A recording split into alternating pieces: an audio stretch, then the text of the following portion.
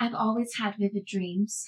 As a child, I regularly suffered from night terrors. I didn't grow out of them until high school. My great-grandmother died when I was 15. This was not my first experience with death. In fact, I had been to 2 funerals before hers. However, this was the first death of a blood relative that I had experienced. She was also the first spirit to contact me in my dreams. This was not the tipping point to me becoming a full-blown medium, because I don't consider myself one by any means.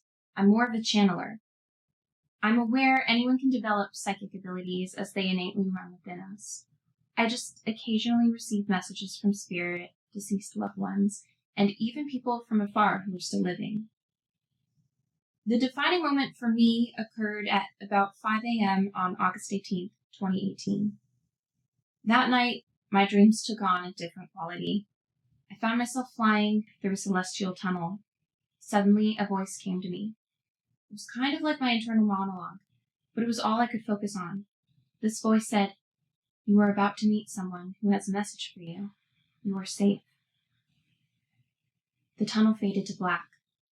I then found myself in my own room, sitting on the floor against my mahogany armoire, facing my bed, with the window behind it to the right, surrounded by my sunset-colored walls. I was not in my room when I had this dream. A beautiful little boy appeared. He may have been about 6 or 7. He was dressed in the most magnificent tunic that looked like rainbow-stained glass with matching wings. He wasn't dressed in all white like stereotypical angels. He stared at me with large, aqueous eyes. His hair was dark and curly. I remember thinking, he looks just like me. I wasn't sure what was happening, but I knew it wasn't just another lucid dream. After a moment, the boy comforted me and said, "Don't worry, I know your mom. I've been with your mom." Confused, I thought, okay. Then, a woman arrived through the window and stood on the sill. She was the size of a doll. There was something off about this woman. She was totally unfamiliar to me. She would never give me direct eye contact like the little boy did. She had dark curly hair that fell to her waist and olive skin. She was dressed in white with white wings, but the wings were folded downward as if she were concealing them. I walked closer to her and waited for her message. She said, "Tell your mom to be ready on April 30th at 6 p.m. I didn't question her statement. I simply accepted it. After a moment of silence, the visit was about to be dismissed. It ended with the most transcendent outro I've ever heard. Angels sang at the highest notes, higher than Mariah Carey or Ariana Grande could even dream of hitting. I could have cried if I wasn't totally unconscious. Like a lightning bolt, my body jolted itself awake with one life-giving inhalation. There was a force of energy that pulled my body upright in bed. I felt this inertia, like I had been thrown across the room. Emotions immediately flooded through me. I was bewildered, confused, and had a great sense of urgency.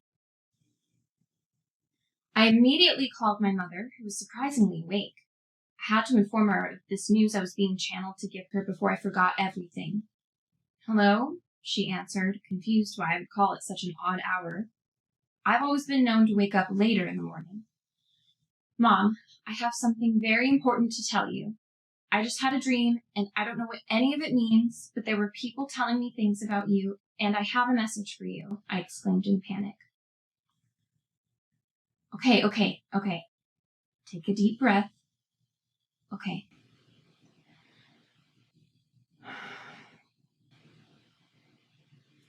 Okay. First, I went through this nebula or something. It was like a vortex with stars. Then this voice told me I was being given a message. I felt very safe and trusting of everything that was happening.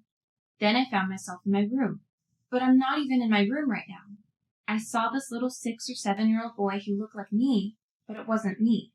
He told me he was with you. He knows you. She paused. I wasn't sure if she was processing everything I just told her. "There's something I haven't told you," she confessed. "Do you remember Christine, the psychic I used to visit?" "Yeah," I replied. "She once told me that there was a little boy with big blue eyes and dark curly hair following me around. I thought she meant you because that's how you looked when you were little." Now I'm thinking, that's the same boy? I asked. Yes. I realized that this was a very special moment. I'd never experienced anything like this. I had tapped into something sacred. There was also a woman in the room standing in the window. She was smaller than this boy. She told me to tell you to be ready on April 30th at 6 p.m. I don't know what that means. Okay, neither do I. What did she look like? She had olive skin, long, dark, curly hair. She wouldn't look me in the eyes. I wasn't sure if she was deceiving me. She may have been Puerto Rican or something. I have no idea who that could be. I mean, I guess we'll see what happens on April 30th at 6 p.m. But why 6 p.m.? We get off work at that time. Yeah, that's true. I told her goodbye and went back to sleep. Even when waking for the day, I still didn't feel grounded. I felt like I was floating. To this day, I continue to uncover the mysteries behind that fateful morning. I still have questions, but they seem to have been answered over time. The specific date, albeit without a year, was perplexing to us.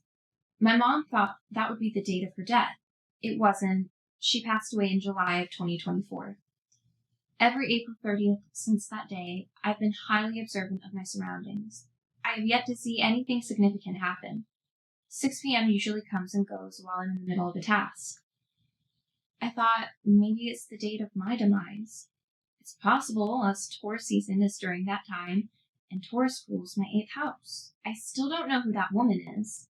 Perhaps she was merely a messenger, or maybe a fallen angel. I do know who that little boy is. I'm certain he was almost my little brother, but now he's my youngest son. Feel free to give me an interpretation of what the unsolved portions mean to you. I think of this dream almost daily, as it's been a pivotal moment in the activation of my higher consciousness.